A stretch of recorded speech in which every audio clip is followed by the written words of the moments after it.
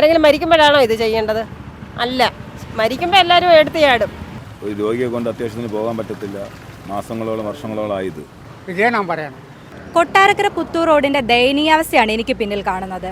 പൊട്ടിപ്പൊളിഞ്ഞ് കുണ്ടും കുഴിയുമായി കിടക്കുന്ന ഈ റോഡ് നന്നാക്കണമെന്ന ആവശ്യം നാട്ടുകാരും കച്ചവടക്കാരും പ്രതിപക്ഷ പാർട്ടികളും ഉന്നയിക്കാൻ തുടങ്ങിയിട്ട് കാലങ്ങളേറെയായി. പക്ഷേ ഇതുവരെ നടപടികളൊന്നും ഉണ്ടായില്ല. വാഴ വെച്ചും റീത്ത് വെച്ചും ഈ റോഡിന്റെ ദയനീയാവസ്ഥ നമ്മൾ കൊട്ടാരക്കര മീഡിയയിലൂടെ തന്നെ നേരത്തെ കണ്ടിട്ടുണ്ട്. റോഡ് ടാർ ചെയ്ത് സ്ഥായിയായ പരിഹാരമാർഗം നൽകാമെന്ന് ഉദ്യോഗസ്ഥർ ഉറപ്പു നൽകിയെങ്കിലും ഇപ്പോൾ മെറ്റിലടിച്ച് താൽക്കാലിക പരിഹാരം നൽകി രക്ഷപ്പെടാനുള്ള നീക്കത്തിലാണ് ഉദ്യോഗസ്ഥർ. ഇതിനെക്കുറിച്ച് നാട്ടുകാർ ഇപ്പോൾ നമ്മളോട് പ്രതികരിക്കുന്നു. 5 മണിക്ക് ശേഷം ഇവർ കൊണ്ട് ഇടാൻ തുടങ്ങിയതാ. ഈ കോലത്തിലാക്കി ഇട്ടിട്ട് പോയത്. എന്തുവാണോ ഏതാണോ ഒരു ഇതുമില്ല. മനുഷ്യന് ദുർഘടമായ അവസ്ഥയിലാണ് പോകുന്നത്.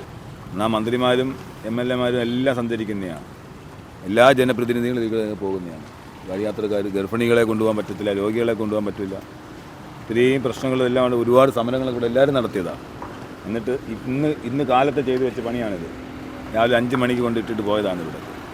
മിക്ക പോകുന്ന വണ്ടിയും ബൈക്കുകളൊക്കെ ഇവിടെ മറിഞ്ഞ് വീഴക്കും.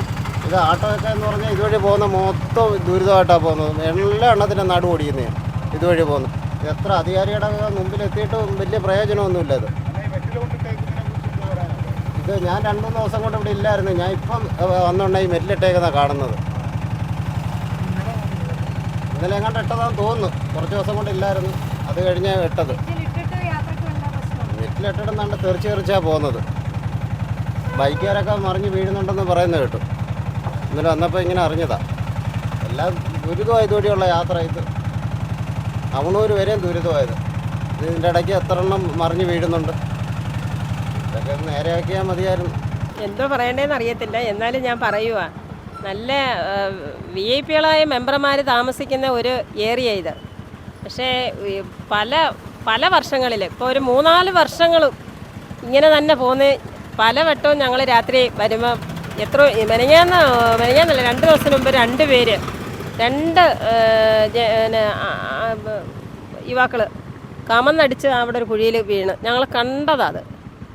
പിന്നെ അതുപോലെ പലരും മെറ്റിലിട്ടെന്ന് പറഞ്ഞാൽ താൽക്കാലികമായിട്ട് ഒരു ഉറപ്പിന് വേണ്ടി അവർ ഇട്ടെന്നേ ഉള്ളൂ. പക്ഷെ അത് അത് കൂടുതൽ ബുദ്ധിമുട്ട് അനുഭവിക്കുന്നുണ്ട്.